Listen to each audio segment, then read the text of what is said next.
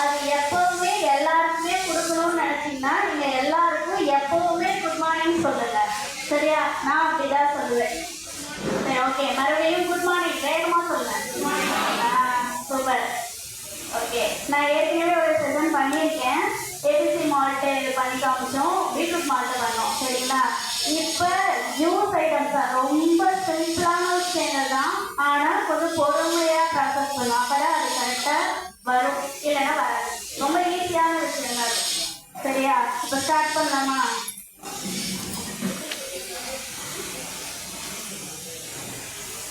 இப்போ வந்துட்டு இது வந்து ஸ்ட்ராபெரி சிரப் செஞ்சு கொண்டு வந்திருக்கேன். சரியா? இங்கே வந்து செய்ய டைம் இருக்காதுன்றதுனால நான் நைட்டே வீட்லேயே செஞ்சு வந்துட்டேன். இது ஸ்ட்ராபெரியை அரைச்சி நம்ம வந்துட்டு ஒரு பாத்திரத்தில் போட்டுட்டு, இப்போ இது வந்து எவ்வளோ இருக்கும் கிராம் அப்படின்னு பார்த்தீங்கன்னா, ஒரு 100 கிராம் ஸ்ட்ராபெரி.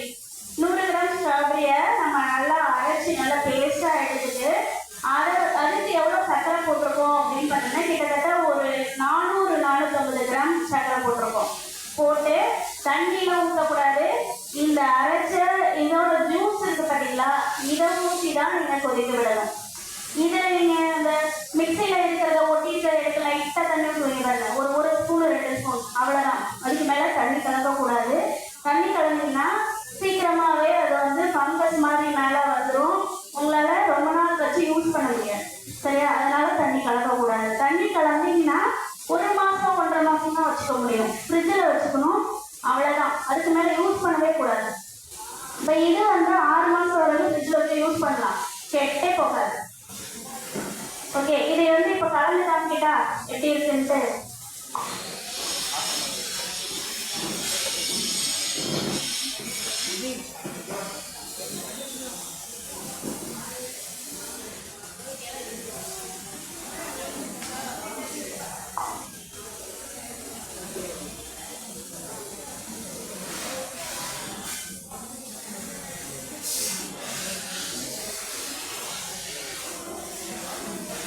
ஸ்ட்ராபெரி ஹீட் பண்ணுவாங்களா?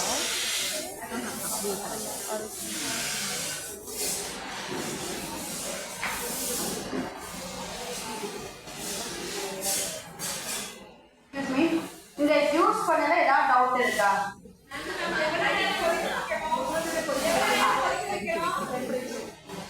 ஓகே, இதுக்கு டெம்பரேச்சர்லாம் ஒன்றும் கிடையாது. நீங்கள் அந்த சிரப் கரைஞ்சி அது கொஞ்சம் தண்ணியாக வரும், அதுக்கப்புறம் லைட்டாக கெட்டியாகும். அதுக்கு எவ்வளோ டைம் எடுக்கும் அப்படின்னு பார்த்தீங்கன்னா, கிட்டத்தட்ட 20 நிமிஷம் தான் எடுக்கும். இந்த 20 நிமிஷத்துலேயே இது ரெடி ஆகிடும். நீங்கள் எவ்வளோ குவான்டிட்டி வேணாலும் செஞ்சுக்கலாம், அந்த 20 நிமிஷத்தில் அது ரெடி ஆகிடும். ஏன் அப்படின்னா, நம்ம குவான்டிட்டி அதிகமாகும் போது அதில் ஹீட் அதிகமாக தான் வைப்போம். கொஞ்சோண்டு ஹீட் வச்சு பெரிய பாத்திரத்தை வைக்க மாட்டோம் இல்லையா? அப்போ நிறைய செஞ்சு நீங்கள் கடைகளுக்கு கொடுக்கணும்னு நினச்சா கூட அதுக்கு 20 நிமிஷம் டைம் தான் எடுத்துக்கும். பெரிய பாத்திரம் வச்சு செஞ்சாலும் நீங்கள் இதை வந்து இன்னொரு விஷயம் தெரிஞ்சுக்கோங்க, இதை வந்து இரும்பு கடாயில் செய்யக்கூடாது. ஓகேவா? இரும்பு கடாயில் செஞ்சீங்கன்னா இது விஷமாக மாறிடும். ஏன் அப்படின்னா, இது புளிப்புத்தன்மை இருக்கு. அதனால நிறைய பேருக்கு வாமிட்டிங் வரும், லூஸ் மோஷன் வரும். அது மாதிரி வரதுனால நம்ம வந்துட்டு இதை வந்து இரும்பு கடாயில் செய்யக்கூடாது. சரியா? ஆனால் அடித்தனமான பாத்திரத்தில் சில்வர்லையோ அல்லது அலுமினியத்திலையோ செய்யலாம். அலுமினியத்தை சுரண்டக்கூடாது. போட்டு சுரண்டி எடுத்து இது பண்ணுறதெல்லாம் கூட லைட்டாக கேட்டாலும் சுரண்டி எடுத்து செய்யக்கூடாது. அதுவும் வாமிட்டு வரும். சரியா? சுரண்டாமல் செய்யணும். இவ்வளோதான் இதில் இருக்கிற விஷயம். வேற ஏதாவது டவுட் இருக்கா? நான் வடிகட்டலை. வடிகட்டணும்னு அவசியம் இல்லை. நம்ம விதை தோல் எல்லாத்துலேயுமே ஒவ்வொரு சத்துக்கள் இருக்கு இல்லையா? அப்போ நம்ம என்ன நினைக்கிறோம், நேச்சுரல் ஃபுட்டுனா நேச்சுரலாகவே எடுத்துக்கணும்னு நினைக்கிறோம். அதை நான் அப்படியே அரைச்சி அதை வந்து வடிகட்டலை, அப்படியே நான் போட்டு செஞ்சுருக்கேன். உங்களுக்கு அது வந்து குழந்தைங்க சாப்பிட மாட்டாங்க அப்படி இப்படின்னு தோணுச்சுன்னா நீங்கள் வேணா வடிகட்டி செய்யுங்க. வடிகட்டினா வராதுங்க, ஜெல்லு மாதிரி தான் இருக்கும். குழன்னு இருக்கும், எடுக்க கஷ்டமாக இருக்கும். நல்லா டேஸ்ட்டாக அரைச்சிருங்க, அவ்வளோதான். வேகலாம் வைக்கக்கூடாதுப்பா, பச்சையாக தான். அதுதான் வேகுது. நம்ம சுகரில் போட்டு வைக்கும்போது அதான் வேகுது. தண்ணியில் எடுத்து சிம்மில் வச்சு செஞ்சீங்கன்னா உங்களுக்கு வந்து டைம் எடுக்கும், ஆனால் நல்லாயிருக்கும்.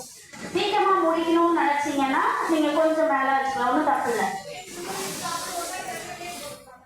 இல்ல போடக்கூடாது போடக்கூடாது. அது வந்து என்ன ஆகுது அப்படின்னா நீங்க இப்படி வச்சு கிளறீங்க பார்த்தீங்களா, அடி பிடிக்குது. ஃபர்ஸ்ட் இது தனியா அரைச்சிக்கோங்க, அது தனியா அரைச்சிக்கோங்க. சுகரை வந்து பாத்திரத்துல நேரடியா கொட்டிட்டு அப்புறம் இதை கொட்ட வேண்டாம். முதல்ல இந்த சிரப்பை நீங்க அரைச்சு எடுத்து பாத்திரத்துல போடுங்க. போட்டு அடுத்த செகண்ட் பாத்திரம் கீழே வந்து முன்னாடியே போட்டுருங்க. அதுக்கப்புறம் சர்க்கரையை போட்டுருங்க. சர்க்கரையை கொட்டிட்டு இதை போட்டீங்க அப்படின்னா அடியில சர்க்கரை பிடிச்சிக்கும், அப்ப ஸ்மெல்லு மாறிடும். அதனால சரியா மாமா.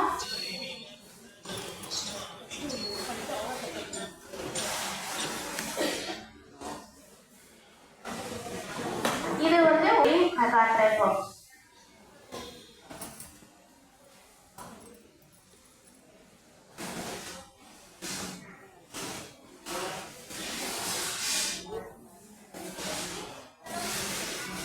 இந்த அளவுக்கு ஊற்றிட்டீங்கன்னாவே போதுமான அளவு தான்.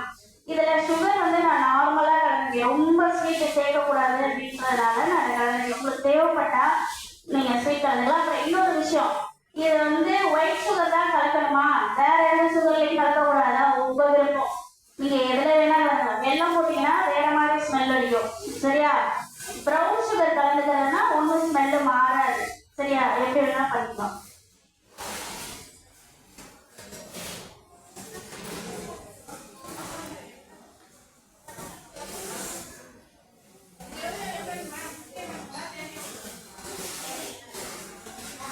ஒரு 10 ml 15 ml தான் இருக்கும்.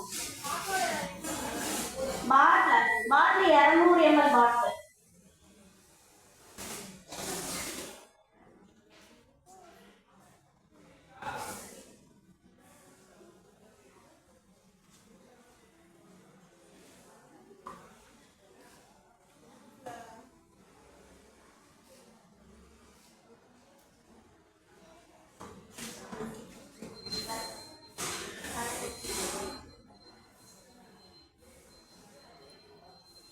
கிளாஸ்ல மேட்டிக் போட்டிருக்கேன்.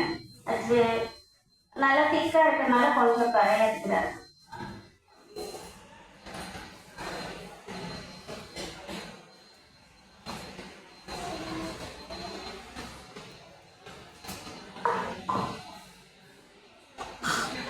இது கரைஞ்சிருச்சு. சரியா, இவ்வளவுதான்.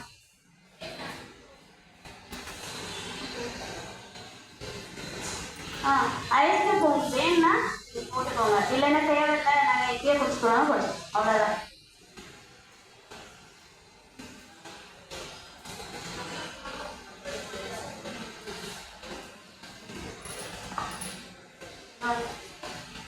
ஏன் நுர வருதுன்னு கேட்காதீங்க. சுகர் போட்டாலே நுகர் தான் வரும். ஏன்னா சுகர்ல வந்துட்டு சல்ஃபர் கலக்குறாங்க. சல்ஃபர் எதுக்கு கலக்குறாங்கன்னு தெரியுமா? எதுக்கு கலக்குறாங்கன்னு தெரியுமா? சுகர் வந்து ஒயிட் கலரா வர்றதுக்காக. அது போட்டுக்கிறதுனாலதான் நுர வருது. ஏன் நீங்க நேச்சுரலா செஞ்சுட்டு இங்க நுர வருதுலாம் கேட்காதீங்க, அதுதான் சொல்றேன்.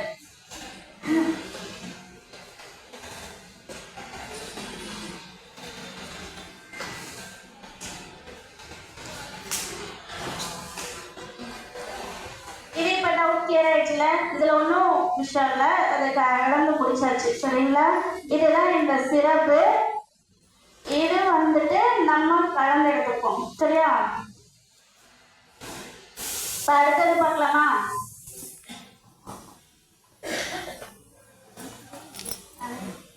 இது வந்துட்டு லெமன் இருக்கு பாத்தீங்களா? இப்ப நீங்க இதை வந்து எழுதிக்கோங்க. முன்னாடி சொன்னதை எழுதுறீங்களா? ஓகே, இப்ப இது வந்துட்டு லெமன் வந்து ஜூஸ் பொடியா நான் ரெடி பண்ணியிருக்கேன். இதை எப்படி பண்ணிருக்கோம்னா, லெமன் வந்து ஒரு பெரிய லெமனா ஒரு 4-5 லெமன் தான். சரியா, இன்ஸ்டன்ட் பவுடர் செஞ்சுக்கிறதுக்கு. இது நீங்க கடைகள்ல ஒரு பிசினஸாம கூட நீங்க எடுத்து செய்யலாம். இது என்னென்ன ஃப்ரூட்ஸ்க்கு செய்யலாம் அப்படின்னு பார்த்தீங்கன்னா, சாத்துக்குடி, ஆரஞ்சு, கிரேப்ஸ், மாதுளை, லெமன், இது எல்லாத்துலயுமே நீங்க செய்யலாம். சரியா, இது வந்து எப்படி செய்யறது அப்படின்னு பார்த்தீங்கன்னா, ஒரு 5 லெமன் கட் பண்ணி அதுல இருக்கிற கொட்டைகள்லாம் எடுத்துட்டு அதை நல்லா புழிஞ்சு எடுத்துக்கோங்க. அது எப்படி இருக்கணும்னா, பாத்திரம் வந்து இப்ப எப்படி கேக்லாம் கட் பண்ணுவோம்ல, அது மாதிரி தட்டு மாதிரி இருக்கிற பாத்திரமா இருக்கணும். சில்வர் பாத்திரம்